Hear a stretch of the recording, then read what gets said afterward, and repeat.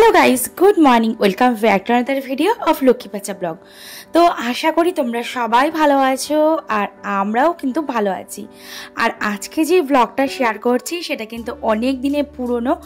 এই ব্লগটা হলো আমার আরশাবের যখন ফার্স্ট বার্থডে ছিল 26 নভেম্বরে, তো সেই দিনকার ব্লগ। তো দেখো এতদিন পর এই ব্লগটা শেয়ার করছি। আর বার্থডের দিন সকালবেলা কিন্তু ঘুম থেকে উঠে গরম গরম পায়েসও বসিয়ে দিয়েছি। আর এবার আরশাবের বার্থডেটা করেছিলাম হলো, আমরা যেহেতু গুজরাটে থাকি তো সেই কারণে গুজরাটেই করেছিলাম। আর দেখো আরশাবের বার্থডের জন্য সকাল সকাল বিভিন্ন রকমের রান্নাবাড়ি শুরু করে দিয়েছি, কারণ হলো জন্মদিন মানেই ভালো মন্দ খাওয়া দাওয়া। তো দেখো সকালবেলা ঘুম থেকে উঠে স্নান টান করে কিন্তু আরশাবকে নিয়ে পুজো দিতে চলে এসেছি। আর এটা যেহেতু নভেম্বর মাসের ব্লগ তোমাদের সাথে এতদিন পর শেয়ার করছি, কারণ হলো আর হাতে গোনা 15টা দিন বাকি আছে। এরপরে যাব হলো বাড়িতে গিয়ে 1 বছর পর আমি যাচ্ছি বাড়িতে। তো সেই 1 বছর পর বাড়িতে প্রচুর ভিডিও বানাতে হবে, তো সেই কারণে ফোনও খালি করতে হবে। এতদিন থেকে ভাবছিলাম যে ভিডিও এডিট করব করে, আর একা ছোট বাচ্চাকে নিয়ে সামলে উঠে আর আমি ভিডিও বানাতে পারছি না। ভিডিও বানানো, এডিট করা, সেগুলো থাম্বনেইল বানিয়ে ছাড়া সবটা মানে মিলিয়ে কি বলবো গুছিয়ে উঠতে পারছি না। তো যাই হোক, তখন ভাবলাম যে না, এখন ভিডিও করাটা ছোট ছোট ভিডিও করি, সেগুলো আমার লাবিতা সাহা বলে একটা ফেসবুক পেজ রয়েছে, ফেসবুক অ্যাকাউন্ট রয়েছে, তো সেখানেই শেয়ার করি, যাতে আমি আরশাবের ভিডিওগুলো শেয়ার করতে পারি আর ওর মেমোরিগুলোও ধরে রাখতে পারি। তো সেই জন্যই শেয়ার করি। আগে যেরকম প্রতি 30 দিনে 30টাই ভিডিও দিতাম, এখন আর সেটা হয়ে ওঠে না। এখন দেখা যাক আরশাব যখন বড় হবে ধীরে ধীরে যতটা পারবো শেয়ার করব। তো যাই হোক, এতদিন পর তোমাদের সাথে ভিডিও শেয়ার করছি। আমি জানি আমার ইউটিউব চ্যানেলে আর কেউ নেই বেঁচে কুচে, এখন একটা বছর আমাকে এমনি করে ভিডিও দিয়ে যেতে হবে। তো যাই হোক, এখন জানি না চ্যানেলটা কোনোদিন ঠিক হবে কিনা, তবে চেষ্টা করব চ্যানেলটাকে ঠিক করার। আর দেখো এখন আরশাবকে নিয়ে যাচ্ছিল মন্দিরে।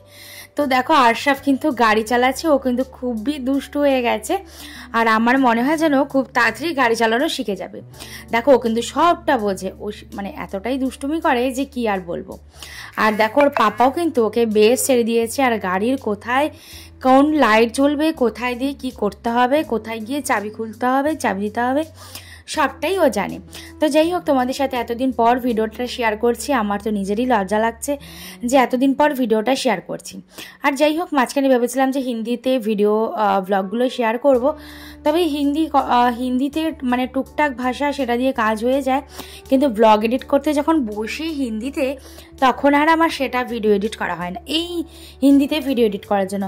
তবে যাই হোক, আমি ভাবলাম যে 1-2 ব্লগ হিন্দিতে ছেড়েছি ঠিকই, তবে আমি বাংলাতেই আমার ব্লগগুলো কন্টিনিউ করব, তাতে আমার ভিডিও এডিটিং খুবই সহজে হয়ে যাবে। আর দেখো এই যে দুষ্টু ছেলেটা গাড়িতে বসে বসে এখন কিনা 4 ইন্ডিকেটার দিবে, মানে ও সবটা বোঝে। আর এই আরশাবকে একটা বছর মানে ওর এখন 1.5 বছর হতে চললো, ওকে যে আমি একা হাতে বড় করলাম, সত্যি আমি নিজেই ভাবি যে এতগুলো দিন প্রতিটা দিন আমি কিভাবে পার করলাম।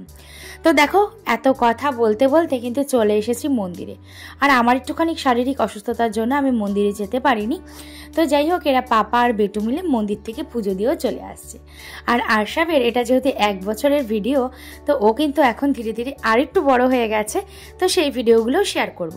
আর 1 মাস পর আমি যাচ্ছি নর্থ বেঙ্গল, আমার বাড়ি, তো সেখানকার অনেক অনেক অনেক ভিডিও তোমাদের সাথে শেয়ার করব। তো যাকে এখন আরশাবের বার্থডে নিয়েই কথা বলা যাক। তো দেখো এখন আরশাবের বার্থডের জন্য তৈরি মানে সব বেলুন দিয়ে ডেকোরেশন করা হচ্ছে, আর সবটা কিন্তু আমরা নিজেরাই করেছিলাম। পাশের ঘরে একটা ভাইকে ডেকে নিয়েছিলাম, কারণ আমি যেহেতু রান্নাবাড়িতে ব্যস্ত ছিলাম। জন্মদিন মানেই ছেলেকে মানে সাজিয়ে গুছিয়ে খেতে দেওয়া, যতই হোক খেতে না পারলেও মানে আমি যতদিন পারবো চেষ্টা করে যাব ওকে এভাবে সুন্দর করে সাজিয়ে গুছিয়ে খেতে দেওয়ার। আর এই সমস্ত ডেকোরেশন যে জিনিসগুলো দেখছো সব আমরা নিজেরাই অনলাইনে আনিয়ে নিয়েছিলাম, তো সবটা নিজেরাই সব ডেকোরেশন করেছি। জানি না কতটা কি করতে পেরেছি, কারণ যেহেতু বাড়ি থেকে এতটা দূরে রয়েছি, বাড়ির লোক নেই, তো সেই কারণে খুব বড় করে করবার মতন ইচ্ছাও ছিল না যে বাড়ির লোককে ছেড়ে কতটা বড় করে কিভাবে করব। তবে দেখা যাক, যদি কোনোদিন পারি তবে সেদিন মানে ওর বার্থডেটা খুব বড় করে করব, এরকম একটা ইচ্ছা আছে। আর দেখো গুজরাটের এখানকার যে খাওয়া দাওয়া, এখানকার কিন্তু নাস্তা রাখে, তো সেখানে সামোসা, বড়া পাও, কচুরি, মিষ্টি, চকলেট এ সমস্ত। আমাদের ওখানের মতন লুচি, ঘুগনি, ফ্রাইড রাইস, মাংস এ সমস্ত কিছু হয় না, কারণ গুজরাটিরা যেহেতু পুরোপুরি ভেজিটেরিয়ান হয়, তো সেই কারণে ওদের এখানে ওই রুটি, সবজি এই সমস্ত কিছু দিয়ে আর হয় না। তো এখানে প্রত্যেকের ঘরেই আমি যখন এখানে এসেছিলাম তখন দেখি যে সবাই জন্মদিনে মানে এরকম স্ন্যাক্সের যে প্লেট সেগুলো দেয়। সেই স্ন্যাক্সের প্লেটে আমাদের ছিল হলো সিঙ্গারা, বড়াপাও, ফ্রুটি, কাজু কেতলি, তারপরে মিষ্টি, লাড্ডু, তারপরে ডেয়ারি মিল্ক, চিপস, এরকম অনেক কিছু ছিল। তো যাই হোক, আর এদিকে দেখো রাশের জন্য কিন্তু থালা যে সাজিয়ে দেবো তার জন্য 5 রকমের ভাজাও রেডি করছি। আর এখানে তৈরি করেছি ফ্রায়েড রাইস, আর ফ্রায়েড রাইস সাথে কি বলবো পনির, মাছ, এই সমস্ত কিছুই করেছিলাম। মাংস করার হয়ে ওঠেনি কারণ এত কিছু একা হাতে সামলানো, মন্দির যাওয়া, সকালের খাওয়া দাওয়া, তারপরে দুপুরের এই ধরনের লাঞ্চ, নিজেরা ডেকোরেশন করছি, তো সবটা মিলিয়ে পুরো একদম হজবড়ারও পেকে গেছিলো। তবে যাই হোক, এই দেখো এখন চলে এসেছি আমরা যেই সোসাইটিতে থাকি সেই সোসাইটির গার্ডেনে চলে এসেছি, কারণ একটুখানি ধান দুব্বো দিয়ে ছেলেকে তো আশীর্বাদ করতে হবে, তো সেটাই। তবে কিন্তু এরকম একা হাতে সবটা করার কিন্তু আলাদা একটা শান্তি আছে, যে হ্যাঁ ছেলের জন্য একদিকে রান্নাবাড়ি করে ডেকোরেশন করে সবটা কিন্তু একা হাতেই করছি। তবে যাই হোক, বাড়ির লোক থাকলে মানে খুবই ভালো লাগতো। তবে বাড়ির লোক যেহেতু আমরা এখন গুজরাটে থাকি, বাড়ি থেকে অনেকটাই দূরে, তো সেই কারণে ওরা আসতে পারিনি। তো দেখা যাক এখন বাড়ির লোক কবে আসে। তবে বাড়ির লোক আসার আগেই আমি কিন্তু এখন বাড়ি যাচ্ছি। তা আমার আর বাড়ি যেতে খুব একটা বেশি দিন দেরি নেই, আর 15টা দিন বাকি রয়েছে। তারপরেই যাব নর্থ বেঙ্গল। আর গুজরাটে একটা বছর থাকার পর জানি না বাড়িতে গিয়ে সব মানে কিভাবে কি কাটাবো। বাড়িতে গেলে তো অবশ্যই ভালো লাগবে, তবে সেখানকার সব কিছু খাওয়া দাওয়া ননভেজ, আমরা যখন এখন পুরোপুরি ননভেজ মানে খাওয়াই হয় না বলতে গেলে, তো বাড়ি গিয়ে যাই না কতটা কি মাছ খেতে পারবো। তো যাই হোক, এই দেখো সন্ধ্যাবেলার এটা হলো ডেকোরেশন। তো এই ডেকোরেশন সব আমরা নিজেরাই করেছি। তো কেমন লাগছে তোমরা কমেন্টে জানিও। আর সেই নভেম্বর মাসের ব্লগ সেগুলো তোমাদের সাথে এখন শেয়ার করছি, কারণ ফোন মেমোরি পুরোটাই ফুল হয়ে গেছে।